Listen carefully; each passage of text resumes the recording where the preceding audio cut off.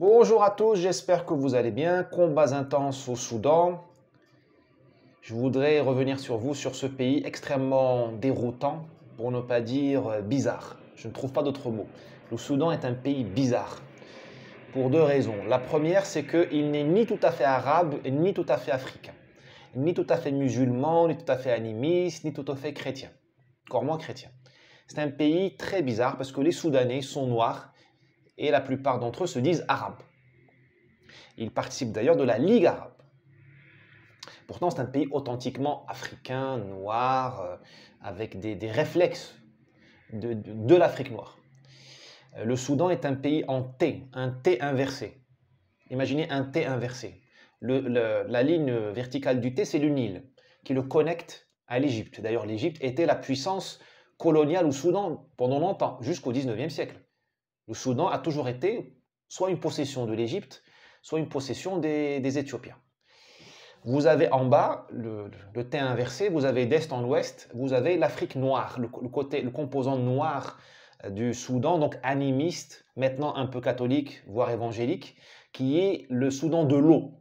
Ça va du Tchad à la frontière orientale du Soudan. C'est là où il y a de l'eau, où le Nil, il y a des ramifications, vous avez des marécages. Là-dedans, on a fait le Soudan du Sud, qui est le pays, je crois, le plus jeune au monde, qui a été arraché au Soudan il y a quelques années. Donc vous avez un pays qui a une double identité. Vous avez une identité du Nil, nilotique, et vous avez une identité plutôt africaine, de la zone qui mène vers l'Ouganda, vers l'Afrique des Grands Lacs, vers l'Afrique de l'abondance de l'eau. Voilà. Donc c'est une identité un peu de transition, ce qui fait que ce pays est déroutant. On ne sait pas comment l'analyser selon des grilles de lecture arabes, musulmanes, donc là c'est le wahhabisme, l'islamisme, le fanatisme et tout ça, ça on sait faire, soit des règles africaines, les guerres ethniques et tout ça. Bon. En fait le Soudan il combine les deux. Ce sont deux richesses si vous voulez ou deux malédictions, ça dépend ça dépend des circonstances. Le deuxième facteur qui rend le Soudan extrêmement bizarre, c'est que c'est l'Afrique d'avant la colonisation. C'est l'image fidèle de l'Afrique d'avant la colonisation. C'est-à-dire, c'est l'Afrique diverse, de la diversité. C'est la vraie diversité. Ce que la colonisation a amputé, elle a essayé de créer une certaine rationalité là-dedans, en mettant des États-nations. Donc, qui dit État-nation dit une espèce de sens de bien commun, une espèce d'unité. L'Afrique n'est pas du tout unitaire. D'ailleurs, l'Afrique n'existe pas. L'homme noir n'existe pas. N'existait pas. C'est l'homme blanc qui l'a inventé. Les Africains ne se disaient pas africains jusqu'à la colonisation. Ils se voyaient selon leurs limites ethniques. Et d'une ethnie à l'autre, vous passiez d'une humanité à l'autre, d'un continent à un autre. C'est l'homme blanc, éventuellement l'homme arabe comme moi, qui a dit « toi tu es noir ». D'ailleurs, le nom Soudan vient de l'arabe. Al-Aswad, le noir, Soudan, le pays des noirs. Je ne pense pas que les Soudanais se déclarent comme des noirs ou des pays des noirs. D'ailleurs, vous les voyez se déclarent comme arabes. Ce qui est assez déroutant aussi. C'est un pays de transition, c'est très bizarre. Donc, ce pays-là, c'est un pays c'est l'Afrique d'avant la colonisation. C'est l'Afrique d'avant l'État-nation, l'Afrique d'avant la notion de nation, la notion d'administration. C'est un pays qui est là. D'ailleurs, est-ce que c'est un pays ou est-ce que c'est une terre? Ce sont des terres. Le Soudan ne fonctionne pas depuis son indépendance. Il ne fonctionne pas parce qu'il n'existe pas. C'est une vue de l'esprit. C'est une fiction. On a dit, toi, tu es le Soudan. Bon, ça ne marche pas.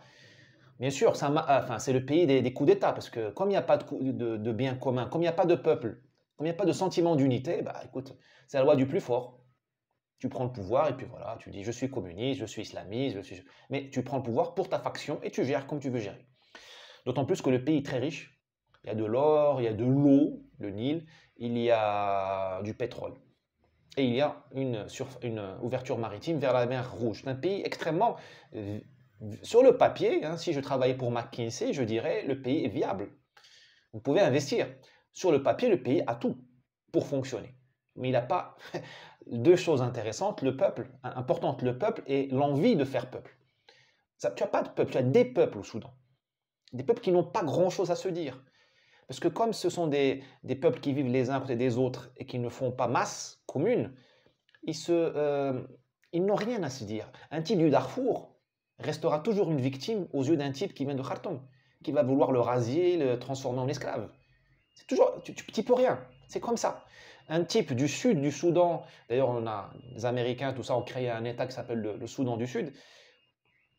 ou à un type de la région sud-méridionale du Soudan actuel, il n'a rien à dire à un type du nord qui est presque un Égyptien.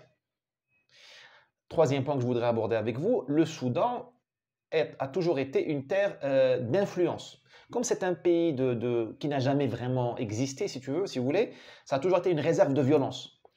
Et dans les réserves de violence, on va chercher des mercenaires, on va chercher des hommes, des guerriers.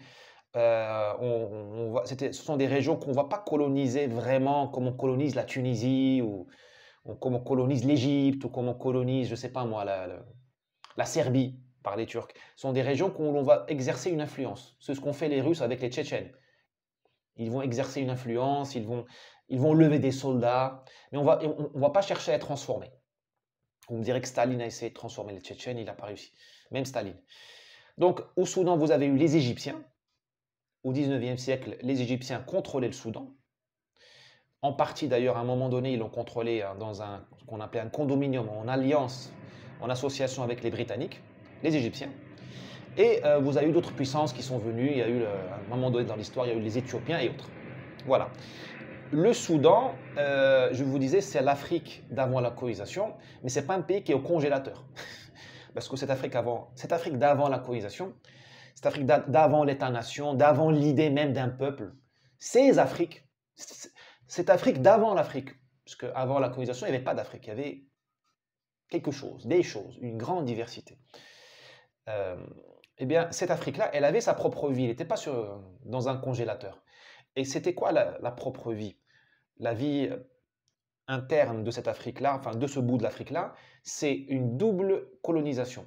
Musulmane par le nord, descendant par le Nil depuis l'Égypte, donc une conversion à l'islam, et vous avez par le sud une montée lente du christianisme, catholicisme et protestantisme, avec les moines, les missionnaires, les prêtres et tout ça, les églises transportées par la colonisation britannique surtout, venues d'Ouganda, tout ça.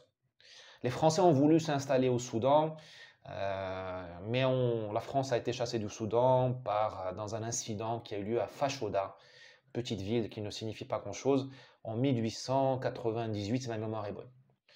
Et les Français, les Anglais ont failli en arriver aux mains, et puis finalement, les Français ont lâché le Soudan, et ils se sont repliés sur le lac Tchad. Bon. D'ailleurs, le Tchad ressemble beaucoup au Soudan. Le Tchad, c'est la version occidentale du Soudan. C'est à peu près les mêmes problèmes, les mêmes qualités, les mêmes problèmes. Sauf que le Soudan, me semble-t-il, est beaucoup plus riche en problèmes et en potentialités que le Tchad. Il est plus grand, il y a plus d'eau, et il y a le Nil, ce qui rend le Soudan très intéressant. Parce que le Soudan est connecté à la Méditerranée. Donc il va aspirer beaucoup plus facilement que le Tchad toutes les maladies ou les solutions arabes. L'islamisme, le fanatisme, tout. Le socialisme de Nasser, tout. Donc, vous avez une colonisation par le nord qui descend, qui est musulmane. Colonisation, le mot n'est pas péjoratif dans ma bouche. Hein. C'est une islamisation du pays qui arrive par plusieurs facteurs, par des confréries religieuses, par les YouTube aujourd'hui, mais au 19e, c'était par les confréries religieuses. Elle descend par les commerçants, je vous parle du Nil, une voie de communication. Elle descend par les jeunes qui vont au Caire faire leurs études islamiques et qui reviennent, qui islamisent leur pays. Il faut bien comprendre que l'homme noir, en général, voit dans l'islam quelque chose de plus noble que la religion animiste. Les Noirs, en général, comme d'ailleurs comme les Indonésiens, hein, qui ne sont pas des Noirs. L'homme noir s'est converti à l'islam parce qu'il a vu dans l'islam quelque chose de supérieur aux religions africaines. Il y a quelque chose d'ici d'un facteur d'infériorité.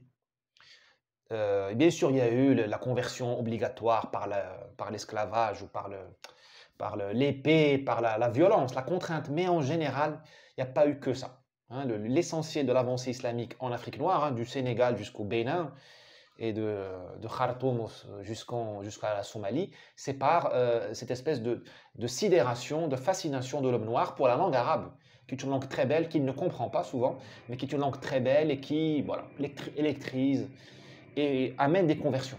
C'est ce qui s'est passé en Malaisie, en Indonésie, voilà. Ça, c'est important à savoir pour nos amis européens. Et par le sud, vous avez donc cette avancée du christianisme. Donc, vous avez un pays qui est pris en sandwich et qui se cherche des identités. Bon, je ne sais pas moi s'il existe une identité soudanaise véritablement, parce que je ne vois pas vraiment de point commun entre un homme du Darfour qui est soit libre, nomade, soit esclave. C'est ça l'homme du Darfour de l'Ouest, hein, c'est les contrées là vers le Tchad. Je ne vois pas beaucoup, très sincèrement, de points de convergence entre un Soudanais du Sud, à la peau extrêmement noire, encore animiste hier matin. Hein. Hier matin, il avait ses fétiches, ses dieux, tout ça. Il est encore dans son monde du merveilleux, c'est un monde d'ailleurs génial, l'animisme, et qui vient d'être évangélisé. Je ne vois pas de point de convergence entre lui et un Soudanais de Khartoum qui regarde Al Jazeera, qui est déjà en train de regarder des DVD wahhabites et qui rêve d'aller, je ne sais pas moi, faire du shopping à Dubaï ou le pèlerinage à la Mecque. Et je ne vois aucune espèce de convergence, d'où l'absence totale de fraternité dans cette région du monde, d'où les guerres civiles, d'où n'importe quelle escarmouche tu as 250 morts, d'où les viols de masse, d'où ce qui se passe au Darfour et tout le monde s'en fiche. Vous avez un génocide, le mot est fort, vous avez une exaction organisée contre le peuple du Darfour, tout le monde s'en fiche, pour des raisons, hein, parce qu'ils sont noirs, parce que je ne sais pas, hein, tout le monde s'en fiche. Le Soudan est donc un pays extrêmement bizarre. Vous les voyez, ils parlent arabe et pourtant ils sont noirs. Ils se disent arabes alors qu'ils sont noirs. Alors que pour nous les arabes, ce sont des noirs. D'ailleurs, nous les appelons Soudan, le pays des Aswad. Soud, le pays des gens noirs. Quand je vous dis que l'Afrique n'existe pas, ce sont les étrangers qui ont baptisé l'Afrique. Ce sont les Arabes qui ont appelé le Soudan Soudan. Ce n'est pas les Soudanais. Hein. Eux, ils ne se déclarent pas le pays des Noirs. Ils se déclarent autre chose. Vous voyez ce que je veux dire? Donc, pays extrêmement bizarre, qui continuera à être bizarre. Vu de loin, nous, c'est un spectacle fascinant de voir cette marmite-là qui est en train de bouillir. C'est tragique, évidemment. Bien évidemment, la forme démocratique ne sert à rien. On ne forge pas un peuple par démocratie. Jamais un peuple n'a été forgé par le vote.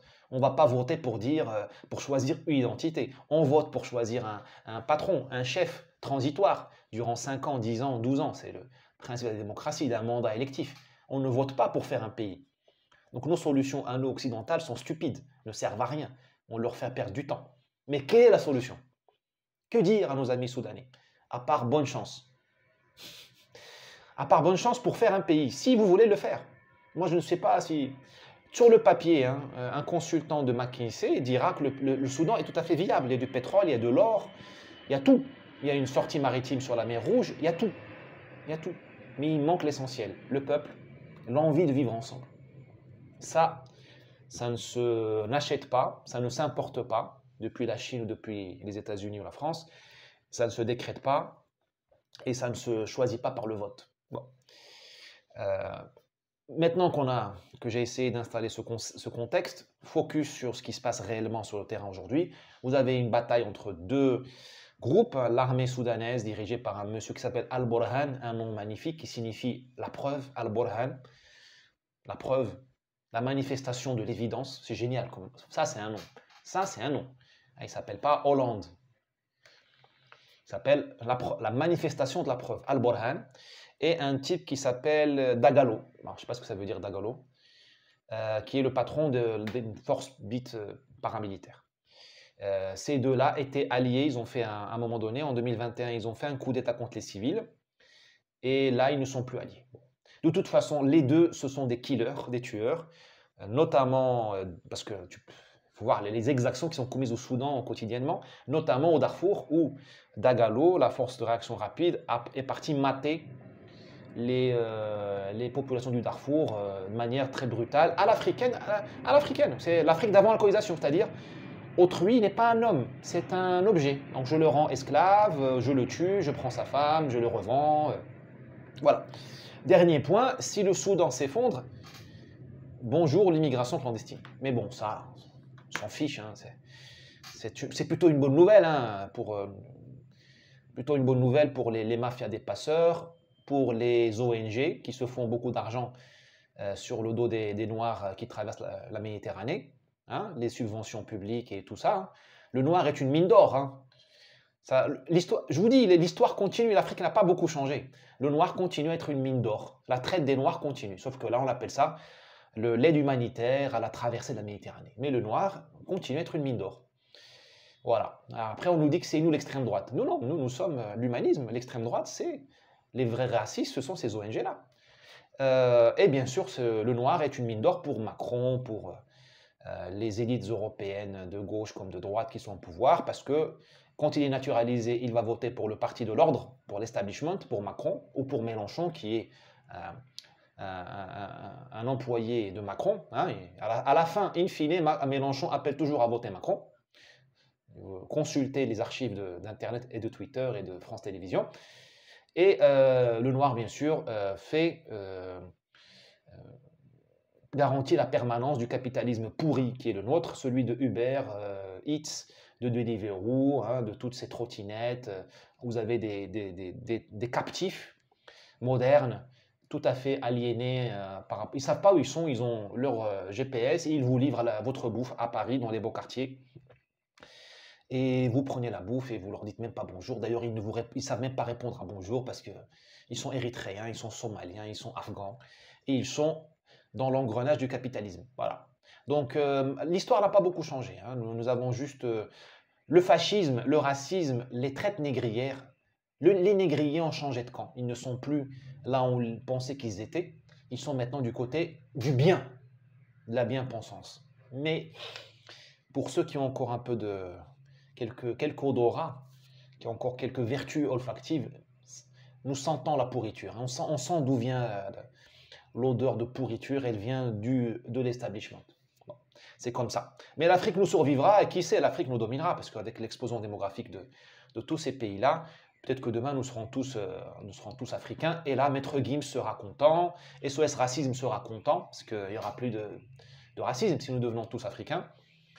Et ce sera peut-être la fin de l'histoire. Fukuyama, qui a écrit la fin de l'histoire, aura enfin peut-être raison. La fin de l'histoire, ce ne sera pas forcément la fin de la guerre froide, mais la fin de la race blanche, la fin de toutes les races. Je crois que ça évoque la Bible, Babylone, me semble-t-il. Bon, je ne suis pas un expert en études bibliques. Allez, n'hésitez pas à partager cette vidéo et n'hésitez pas à acheter le cours sur la colonisation, parce que la contre-histoire de la colonisation, où je raconte certaines de ces histoires-là, ces faits-là, ces permanences africaines, je les raconte dans un cours vidéo de quelques heures, je crois que 6-7 heures, divisé en 17 modules, 17 cours, très facile à suivre, qui s'appelle Une contre-histoire de la colonisation française.